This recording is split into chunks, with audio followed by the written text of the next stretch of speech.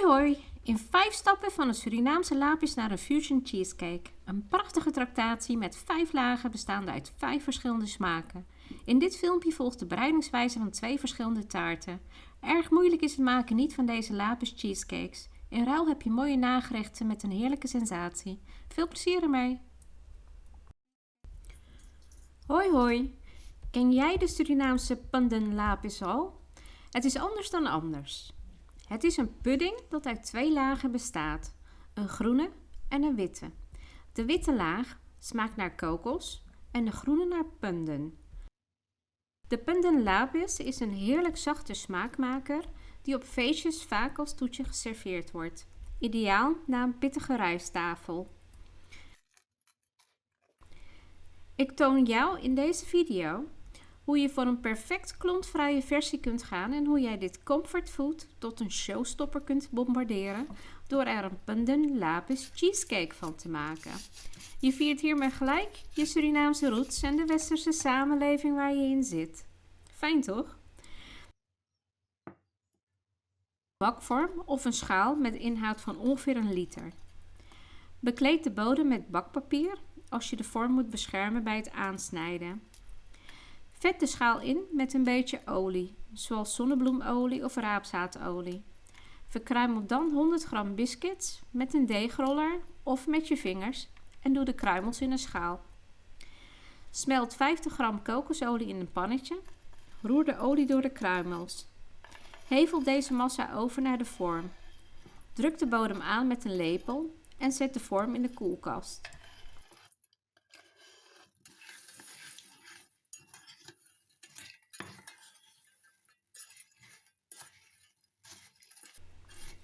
Pandan is een blad dat veel gebruikt wordt in de Indonesische keuken. De smaak en geur is een verzameling van allerlei kruiden. Het is zowel bloemig als notig tegelijk en het kleurt gerechten groen. Toch zit in een pandan extract vaak extra kleurstof. Houd daar dus rekening mee. Bij deze pudding hoefde ik geen extra voedingskleurstof te gebruiken. We gaan nu de groene laag bereiden. Weeg 300 ml kokosmelk af in een pannetje. Voeg 80 gram suiker toe en een snuf zout. Zet op een middelhoog vuur. De kokosmelk mag niet koken omdat het anders kan gaan schiften. In de tussentijd weeg je 80 gram maïzena af in een schaal. En dat roer je door met 100 ml water en 2 theelepels pandan extract. Roer goed door tot je de weerstand van de maïzena niet meer voelt en je geen klontjes meer ziet. Wrijf met de bolle kant van een lepel de klontjes fijn langs de schaal.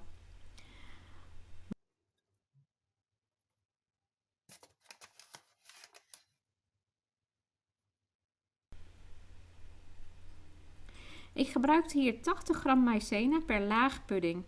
Dat werd een heerlijk stevige, verzadigende pudding. Maar wil je een wat dunnere pudding, wat luchtiger, gebruik dan 65 gram maïzena per laag. Bij elkaar gebruik je dan 130 gram.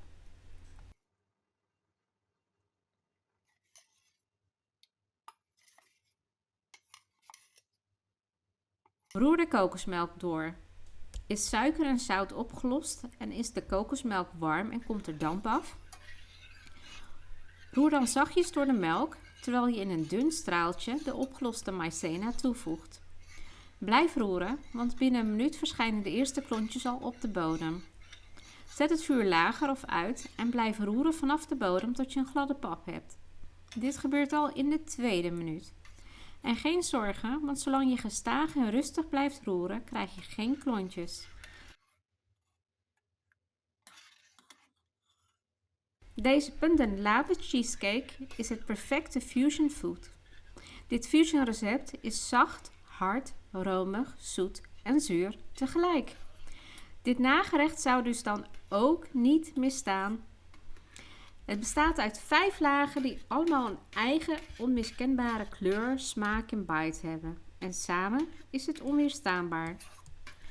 De Surinaamse lapis lijkt iets op de Indonesische kue lapis.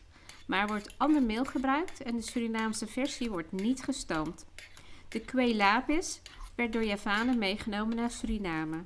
En in de smeltkroes van culturen en smaken en het behelpen met andere ingrediënten ontstond de gekookte versie.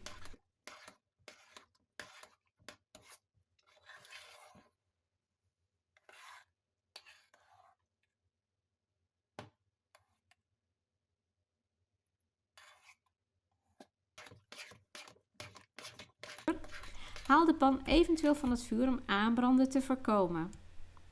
Haal de vorm uit de koelkast. Stort de groene laag op de koekbodem. Verdeel rustig over de bodem en druk zacht aan om de verkruimelde koekjes niet te verstoren. Zet de vorm terug in de koelkast. Dit recept is pindavrij, notenvrij, zuivelvrij en geschikt voor vegetariërs en veganisten. Let wel op je biscuitjes, want dan kun je het glutenvrij maken.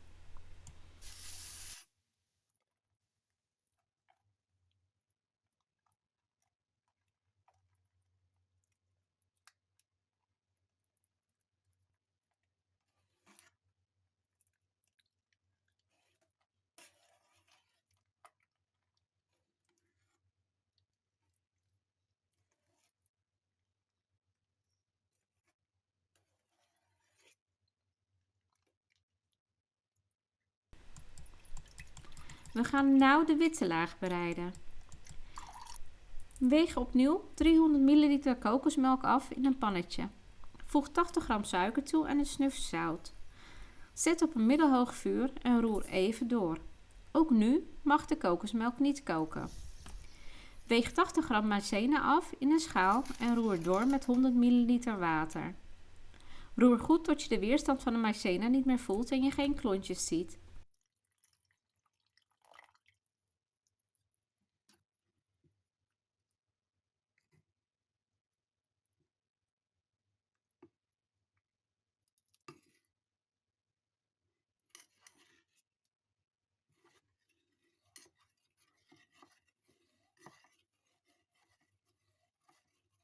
Roer de kokosmelk door. Is suiker en zout opgelost? En is de kokosmelk warm en komt er damp af? Dan is het tijd om de opgeloste maïzena toe te voegen. Herhaal de stappen zoals je bij de groene laag hebt gedaan. Vergeet het vuur niet lager of uit te zetten of de pan van het vuur te halen.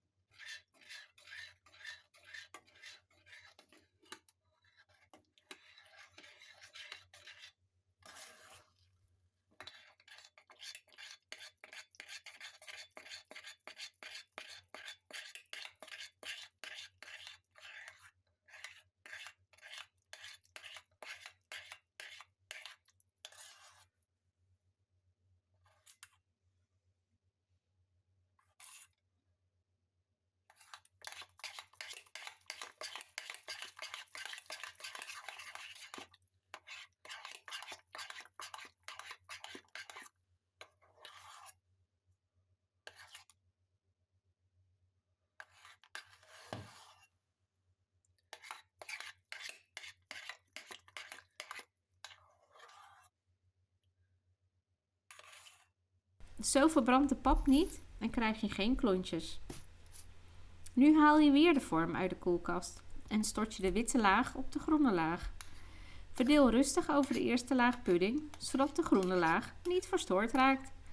En zet dan de vorm terug in de koelkast.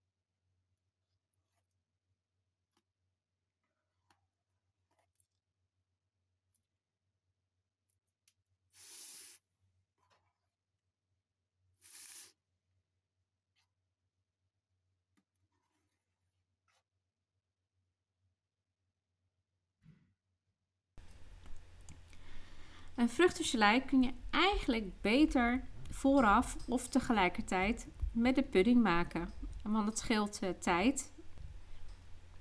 Schil 200 gram kiwis en snijd het in stukjes. Zet een pan op met kiwi en 200 gram geleisuiker. Verwarm de inhoud en roer door. Zet het vuur lager als de inhoud begint te borrelen.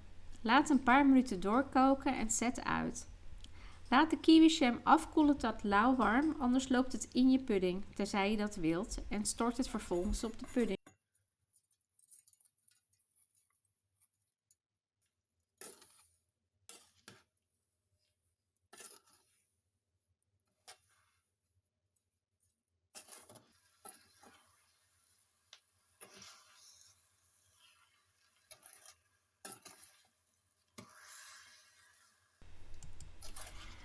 Deze pumpkin lapis cheesecake bestaat uit 5 lagen, 5 verschillende smaken en 4 verschillende texturen.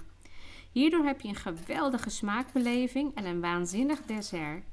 Je start met de koekjesbodem. De tweede laag is een pudding die een andere smaak heeft dan de tweede laag pudding.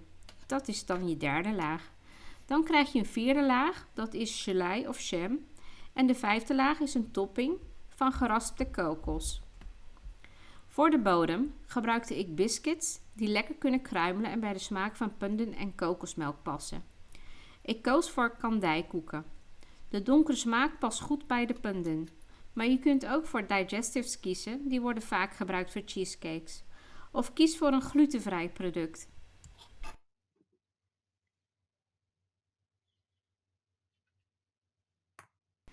En kies je een zure vruchtengelei, dan steekt dat lekker af tegen het zachte van kokosmelk en het kruidige van pudding. Ik koos voor het zelf maken van een kiwijam, maar je kunt ook kiezen voor een andere jam, zoals ananas of zwarte bessen of citroen. En je kunt zelf gelei maken of je kunt het kopen. En door een gebrek aan tijd liet ik de kiwi maar kort koken. Daardoor werd mijn gelei niet stevig. Maar lekker was het toch wel en ik gebruikte zo weinig mogelijk van het nat. Als je wilt dat jouw kiwi of ananasjam goed opstijft, moet je het fruit vooraf eerst opkoken tot het zacht en vochtig is. Zo gaan de enzymen in dat fruit goed stuk. Voeg dan geleisuiker toe en laat dit circa 20 minuten zachtjes koken. Af laten koelen en dan over de pudding verdelen en de cheesecake verder op laten stijven.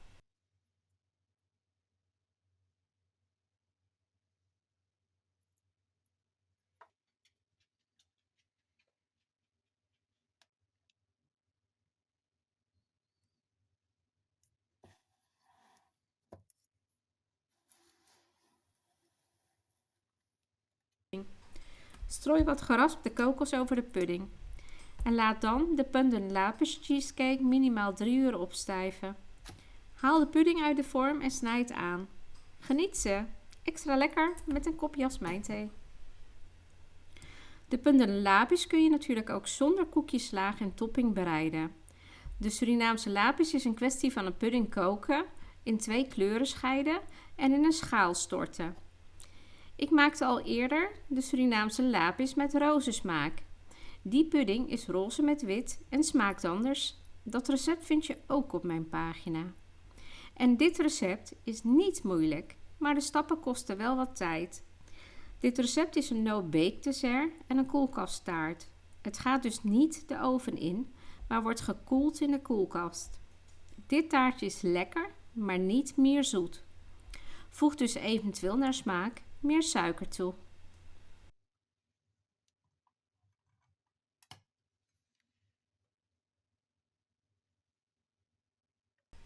Op de website van Vera's Lifestyle Wereld en dit YouTube kanaal vind je meer recepten.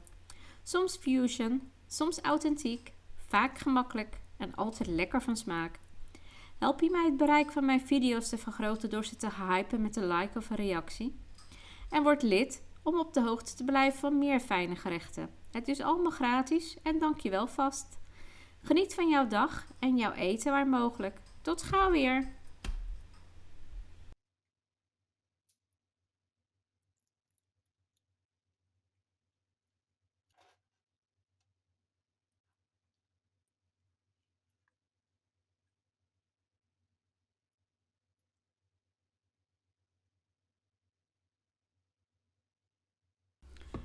Hoi allemaal!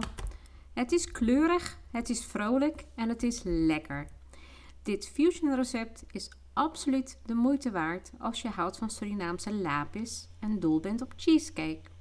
Het is dé ideale taart als je je Surinaamse roots wilt vieren met de westerse samenleving waarin je leeft.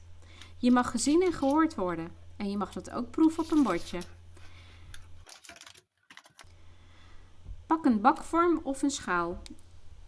Ik gebruikte een ringvorm met een inhoud van 1 liter. Bekleed de bodem met bakpapier als je de vorm moet beschermen bij het aansnijden met een mes. Vet de schaal in met een beetje olie, zoals zonnebloemolie of raapzaadolie.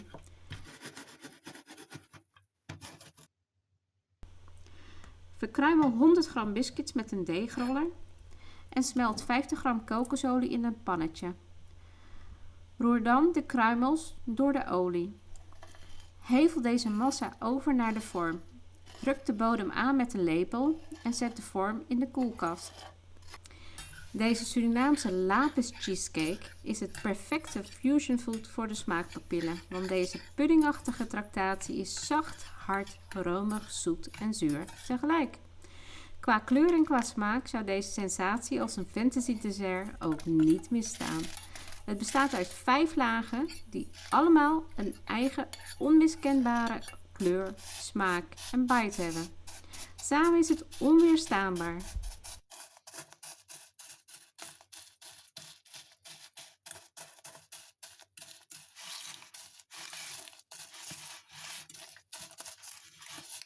Ik ga nu de rosse laag bereiden. Weeg 200 ml kokosmelk af in een pannetje.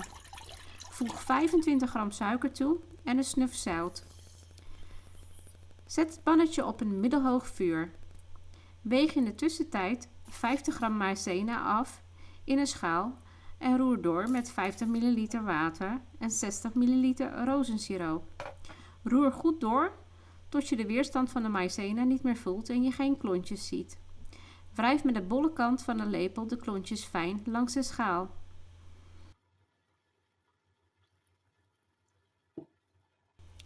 Dit taartje is lekker, maar niet mierzoet. Voeg dus eventueel naar eigen smaak meer suiker toe. Ik koos voor een rozensiroop uit een Oriëntaalse supermarkt. Hier in Nederland hebben we de Amazing Oriental met een groot assortiment Surinaamse producten. Dit rozensiroop is een fles met rozenwater met onder meer suiker en kokos en wordt gebruikt voor het maken van het roze drankje David. Het scheelt suiker toevoegen en kleurstof. Afhankelijk van jouw keuze is dat rozenwater meteen lactosevrij en zuivelvrij. Het recept is verder plantaardig, glutenvrij, pindavrij, notenvrij en geschikt voor vegetariërs en veganisten.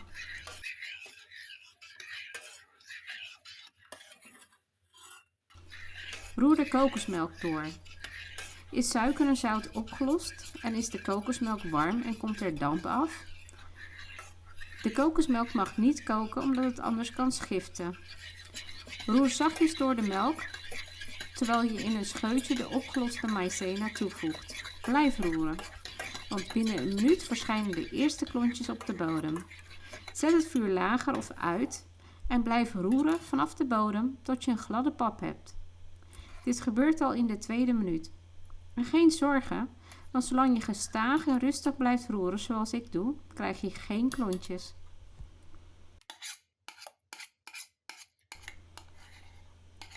In Suriname was vroeger alleen het maïszetmeel van het merk Maïzena te koop. Vandaar dat Surinamers het over Maïzena hebben. Net als Colgate als naam voor tandpasta. Kies een merk naar jouw zin.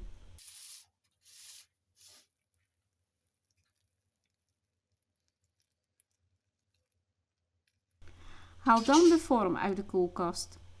Stort de roze laag op de iets opgesteven koekbodem.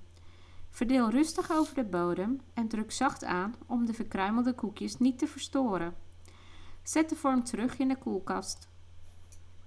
Bereid dan de witte laag. Weeg opnieuw 200 ml kokosmelk af in een pannetje. Voeg 50 gram suiker toe, een snuf zout en 8 gram vanillesuiker. Dat is precies een zakje vanillesuiker. Zet op een middelhoog vuur en roer even door. Weeg 50 gram maïzena af in een schaal en roer door met 100 ml water. Roer goed tot je de weerstand van de maïzena niet meer voelt en je geen klontjes ziet. Wrijf met de bolle kant van een lepel de klontjes fijn langs de schaal.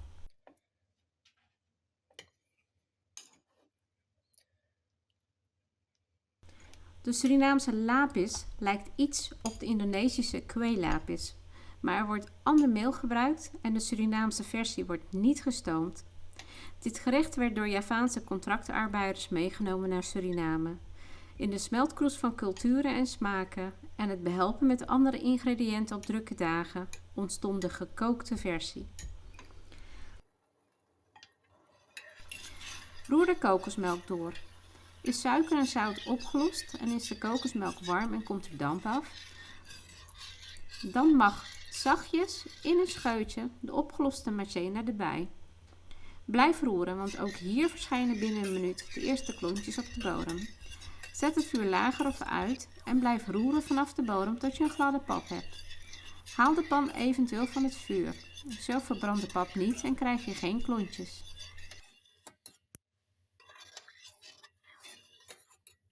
Dit gerecht werd door Javaanse contractarbeiders meegenomen naar Suriname. In de smeltkroes van culturen en smaken en het behelpen met andere ingrediënten op drukke dagen ontstond de gekookte versie.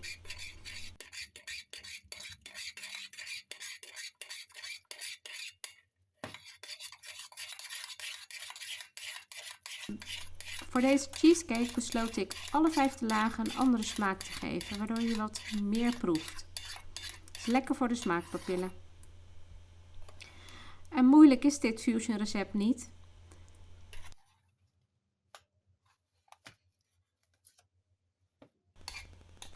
Verdeel rustig over de eerste laag pudding, zodat de roze laag niet verstoord raakt. Zet de vorm terug in de koelkast.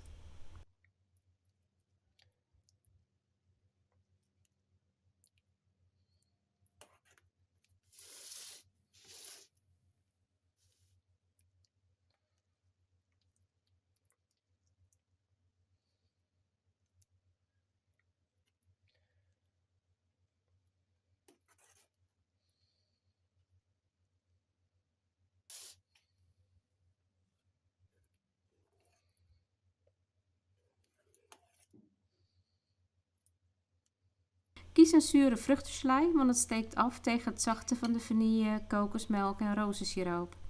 Ik koos voor een zwarte bessengelei, maar rode bessen of citroen zijn ook prima.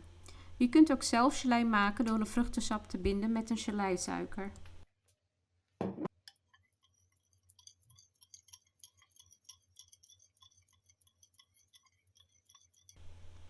Verwarm de vruchtengelei in de pan of in de magnetron. Blijf roeren, want binnen een paar seconden is het vloeibaar.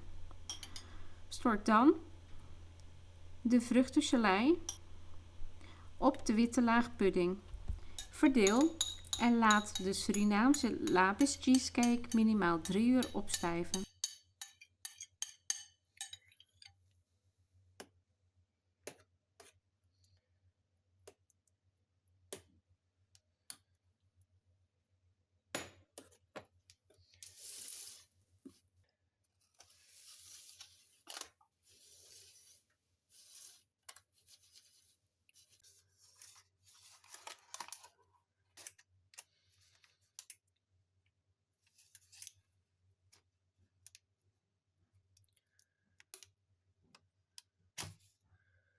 Strooi vlak voor het serveren wat geraspte kokos over de pudding.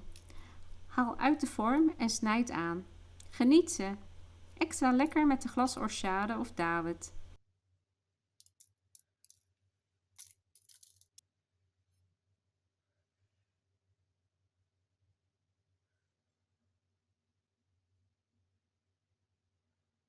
De Surinaamse lapis is een kwestie van een pudding koken, in 2 kleuren scheiden en in een schaal storten. Met dit dessert kun je in 5 minuten klaar zijn. Snel klaar zijn geldt ook voor deze Surinaamse lapis cheesecake, want de bodem kost je denk ik 3 minuten extra. Dit nagerecht was in elk geval een feestje voor mij, mijn man en onze kinderen. Gewoon omdat de lapis net even meer vult als een toetje. Deze feestelijke taart is ook leuk voor Valentijnsdag of elke andere keer als je iets liefs wilt doen voor een ander.